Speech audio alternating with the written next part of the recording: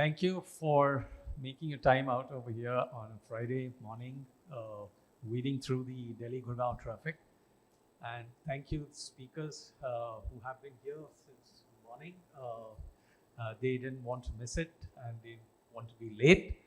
Thank you very much, Ashish, Anupama, and Kunal. Very quickly, since we have just 30 minutes, and typically, the day's first panel, we don't want to put the audience to sleep. Typically, like writing a news report, where the first line has to be the anchor line, the hook, to draw you in to read more. So our panel should also be like that, I guess. The topic is quite interesting, and it's been around for quite some time now, especially in the era of chaos that we have. Marketing's new mandate, driving core business growth in a volatile economy, in the chaos. And the chaos has been, I guess, through not just the global relations, political and governance issues, it's through technology as well. AI is the buzzword these days.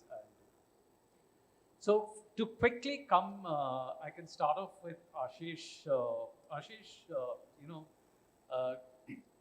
sticking to the convergence idea, which is the theme for this event, how do you see, a CMO's role, Chief Marketing Officer's role, sort of moving from the marketing role to becoming, the CEO, the CTO, everything kind of, and doubling up and, converging, the roles are converging, and how you become, core to the business growth and driving that growth in this volatile economy?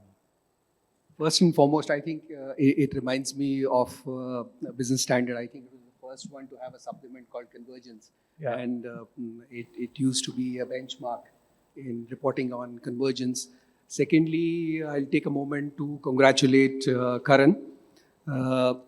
You worked very hard to be here today, but I think the journey starts now. All the very best to you. Nobody knows this better than you. Good luck. Your life has started today. Somebody says, you're born one day and then the second day, etc., etc. So this is that day. And this should define you for the rest of your days. So when it comes to convergence, I think, what would I say about the marketing part? I think it is very, very optically treated still in the industry. I've been around for 3 decades now. While we use the word efficiently, optically, but in terms of the real delivery, it still remains it remains an illusion. When you talk about the convergence and align it to the marketing, the real decision makers lie somewhere else. I think that gap is yet to be filled. That gap doesn't get filled. We take great pride in making fancy statements. We are optically correct. We make great statements where they matter, but does the business really operate out of that mechanics? That's a huge divide there. That's a huge gap there.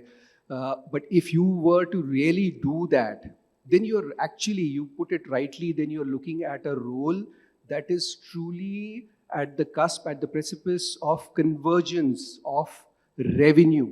So business fundamental is all about revenue. The optics of it is only one part of it. Optics, most of the times, we get carried away ourselves by the optics of it, which rarely, and there's a huge gap, especially in India, where we are unable to bring measurement systems, because we come from certain backgrounds where measurability is not even a part of syllabus.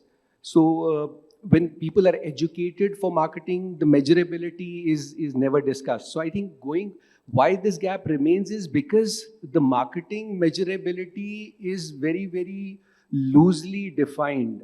But I think this is the best time for all of that to come together. It puts a lot of focus back onto the marketer for him to be educated appropriately, and unfortunately, I must say that upfront, most of us are not.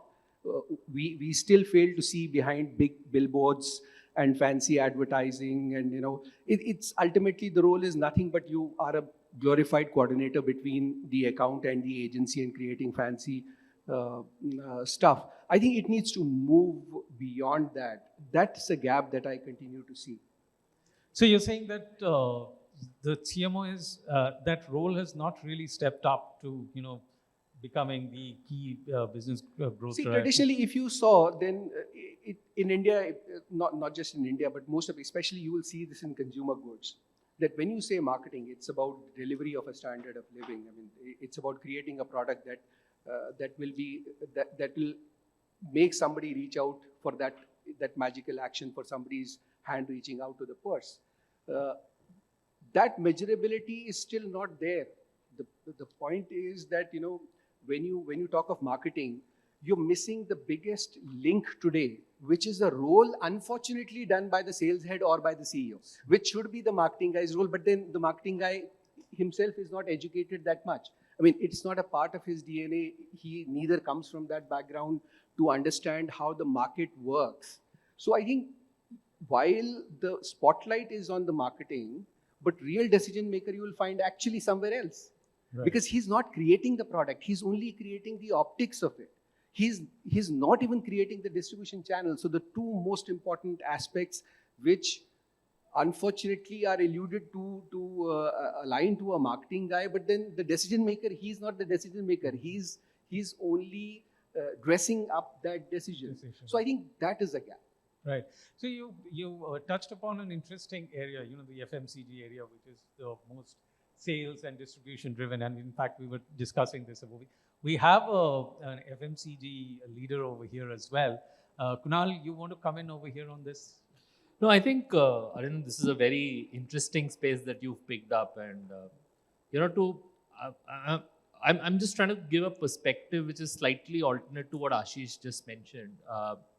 I think in the journey that I see, eventually the aspiration of marketing as a function is to be the growth driver of the organization. So versus a chief marketing officer, typically as the role is positioned, I think typically it's the engine that's driving the growth of the organization. And growth could be the growth of the brand or the growth of the revenue, the way we look at it. So having said that, I've seen a lot of FMCG organizations where typically the multi-category, where there are multiple P&Ls of multiple brands, where the P&L then anchors into the marketing function, which essentially means the revenue to the bottom line is the accountability of the marketer. Wherein, as Ashish rightly pointed out, I think distribution, etc., continues to remain the forte of the entire sales system, and certain decisions on that continue to be taken by the CEO or the sales head. I think I'm seeing a time with, the change in go-to-markets that are happening. I mean, 10 years back, there was only one channel which existed in India, which was general trade, where the sales ecosystem used to largely drive. We saw this wave of modern trade coming into India. And today we have quick commerce, which is today contributing to almost 30% of revenue for a lot of brands, wherein the marketer's role is anyways, by the nature of change of the channel dynamics, starting to get elevated. So I think the CMO needs to graduate as a role into a chief growth officer to the CEO's, left or right hand, however we call it out. And that's probably the way forward in terms of evolution. But yes, there's a way to go, for organizations to reach the there. gap still is there, and you're also saying that the CMO also has to step up. I mean, they have to, kind of lead and drive this to step up and be there, to be integral to the growth drive. Now, Kunal, you touched upon two things over here, quick commerce and, of course, the brands and, you're talking about distribution and all those things. I would like to come to the next question over here. Anupama, I'll come to you in a bit on there is another point that I want to discuss. What I want to understand, how do you see sort of brands striking a balance between the immediate performance, and in the FMCG sector, you see, sales numbers, it's a constant fight over there. and especially quick commerce coming in, the competition and margins even get squeezed far more.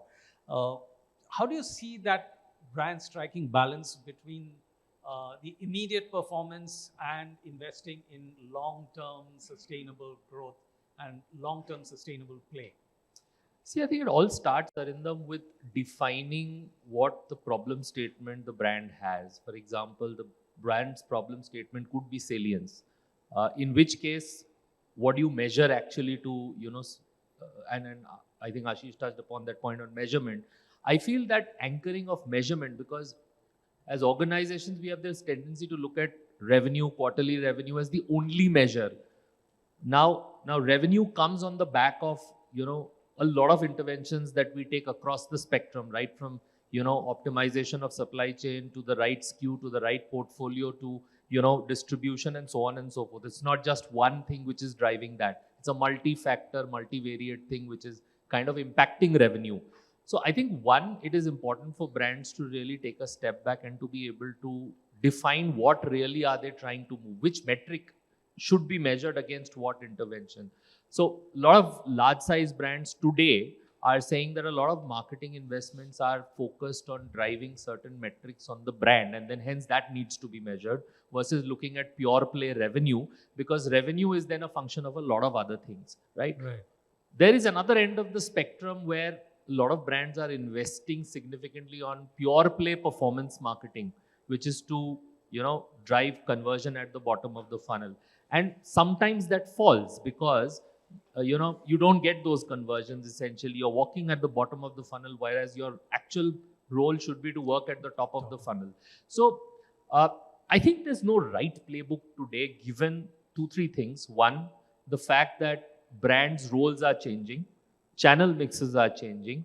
So I think it will always continue to, now in our current ecosystem, be a dynamic playbook. But to me, the most important thing is to be able to define the role, the metric to be measured, and then keep measuring against that. Right. Actually, if I may be allowed to add, I think, performance marketing is really about immediate revenue. And then when we talk about brand salience, that's continued revenue. So I think brands that are continuing to lead in the market are finding the right balance between the two. Right. Okay. No, great thought. In fact, so you're talking about data and how brands are riding the tech and data and all those things. I will ask you guys to hold on to that thought a little bit, because I'll come to one subject to which we cannot avoid discussing in today's day and age, which is AI. And on this, Anupama, I would like to come to you first, because coming from a non-profit background and working with a non-profit, very unlikely, the conception would be that it's less tech, and which is not actually. You guys are perhaps more tech than other people on that. So on the AI front, my question is that how do you see AI kind of evolving from being just a productive tool to being more strategic?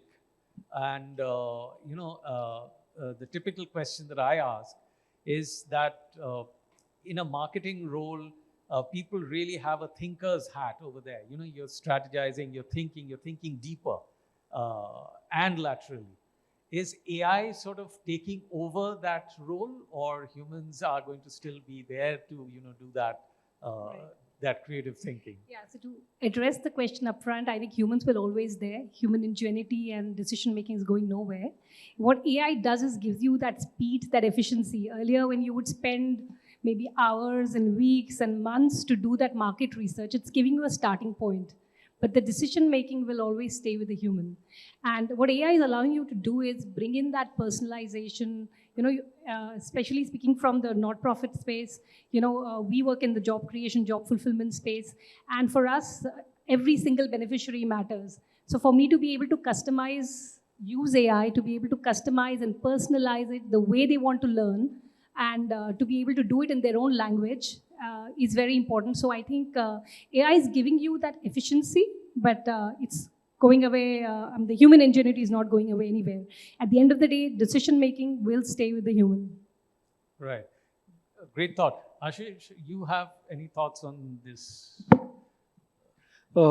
Specifically for social sector, yes, I think yes. So for social sector, I think the inherent challenge has always been that it will always be a vertically aligned organization. They can't afford to have a horizontally long format organization, and I think AI is the single largest friend for social development sector. And not just social sector. I guess you can, comment on Any the- sector, yes. Other sectors can afford to have so many tools, and this is one of them. But for social development, where the inherent challenge is that you need to stay within.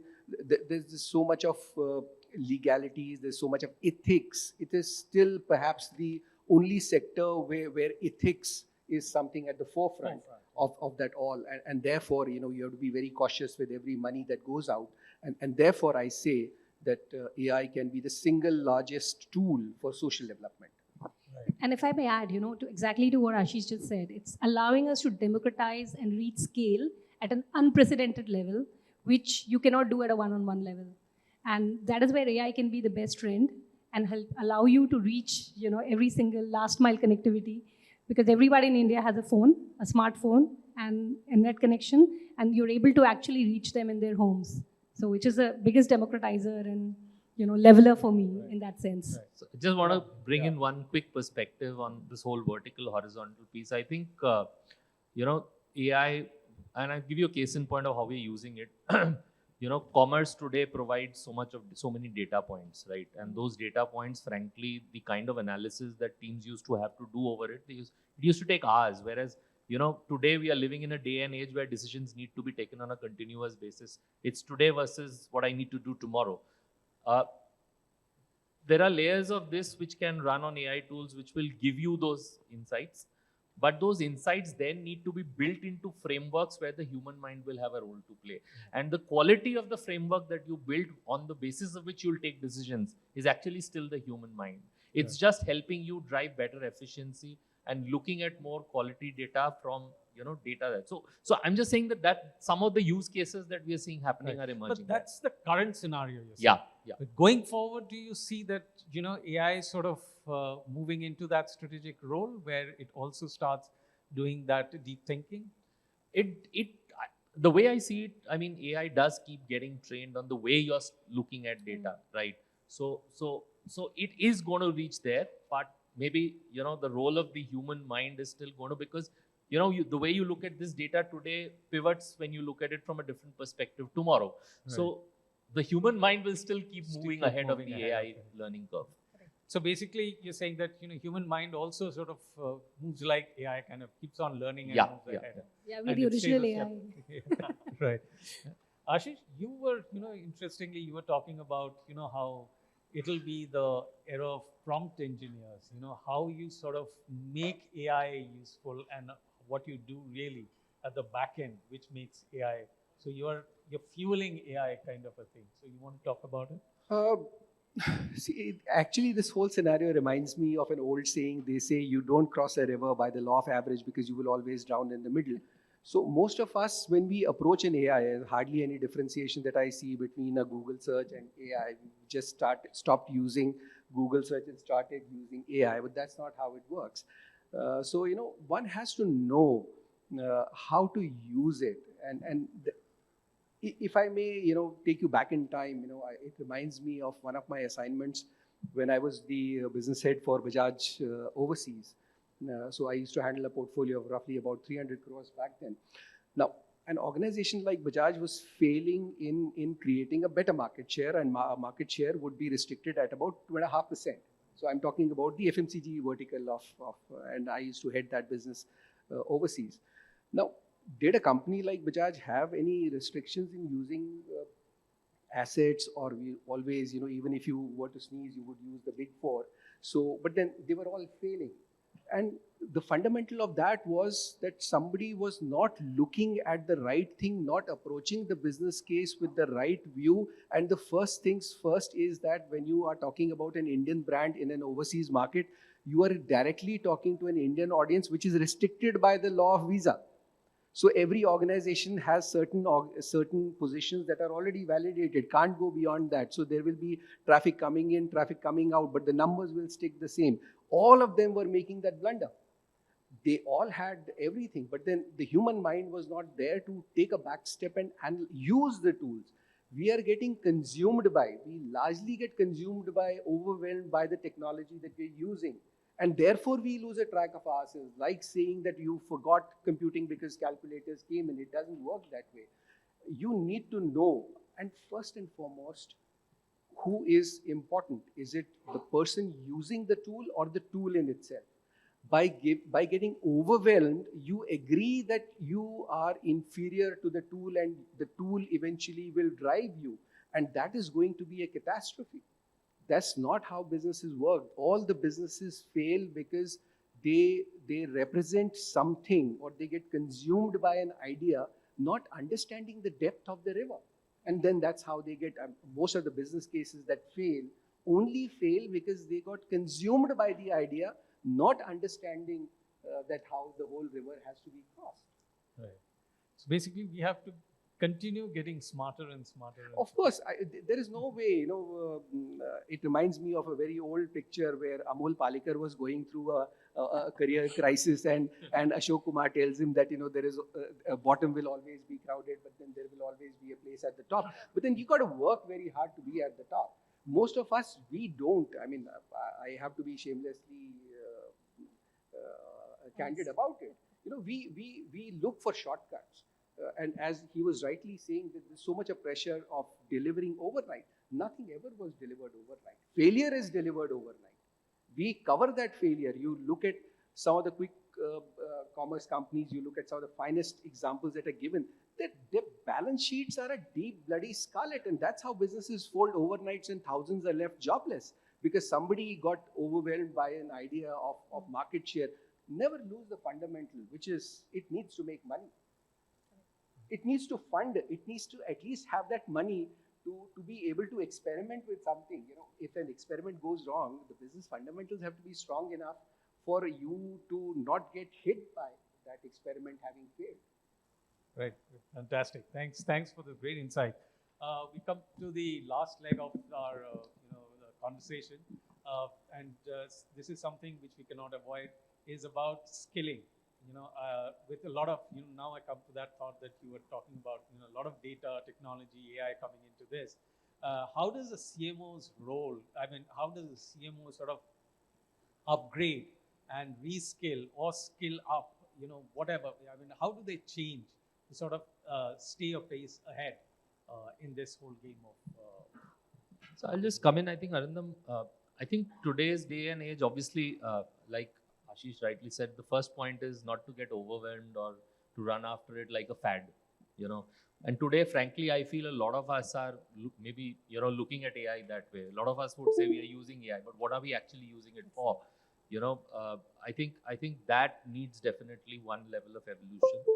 The second thing, I think organizations, as you work in organizations, you tend to be more inward looking. Today is the time when you really have to look outside, look at how people are meaningfully using technology and AI and whatever not, everything else I'm saying, and really pick up what's relevant for your organization and do it not just for the sake of doing it, but for the fact of what value is it adding back to your business or whatever you're running. So I think these two are going to be very, very critical. And third is there is today going to be a plethora of things that a CMO would see that would not have seen in the last 20 years, and this is going to keep happening for the next 10, 15 years of their careers. Sifting it, deciding what really needs upskilling and what's not is going to be very important. So choices are going to be important here. Sorry. Yeah, so I think for me, what I'm seeing is the CMO's mindset has to change from being just the custodian of the brand to becoming a business strategist. And I think we did touch upon that. So your mindset has to change. So if you change your thinking hat and become a business strategist, you have a seat at the table with the CEO and you're taking business decisions, not just beautifying stuff or using AI to, develop content. And that is where it becomes extremely important for you to be able to, take the decisions and, sift through the multiple things that you have, because you have to think like that. I think it starts really there for me. quick, I think, couple of points. It reminds me of one. I've recently been watching a lot of promotional stuff about AI, and of course, as a business entities grow, they have to promote themselves. The biggest blunder that AI, whoever is doing it, is making it comparable to speed. So all the promotion that is coming out, the positioning is coming out that it is speed. For the lack of any other word, and I want to say this, some idiot needs to put some sense into it that, when you speed, you do nothing but destruction. AI is not about speed. So the industry has to take a call. Do you want to invest in a product that gives you speed or accuracy come credibility? What is it that is required? That is the biggest distinction. I think we are headed the wrong way in terms of how AI is going to be perceived. I see this, a lot of stuff being promoted, speed. I don't think that's the right way of doing that. And secondly, from what Kunal mentioned, the role of the CMO, I think the fundamental question is that, do you want to be a solutions provider or do you want to be an optics provider? That's where the difference lies. I've always been a solutions provider. So I think that's where I see the role of a CMO. But unfortunately, most of us shamelessly, we're very happy in being the optics provider, which is not the role of a CMO. It is an advertising manager masquerading as a CMO. That's where the difference lies. Thank you. Thanks, Ashish. I think we have we're good on time. So very quickly, what we understand over here is that it's the CMOs. On the CMO's part, he has to she has to sort of step up, define the role, and go with the pace and take technology, AI, and everything, and reinvent the role and the personality and be there, along with the CEO or the key growth driver for the business, kind of a thing. And the rest of it kind of will follow along with that. Thank you so much. Thank you for the great insights, and thank you, audience, for being with us on this thing. I hope so. Do send us your feedback on whatever you got to know. Thanks a lot. Thank you.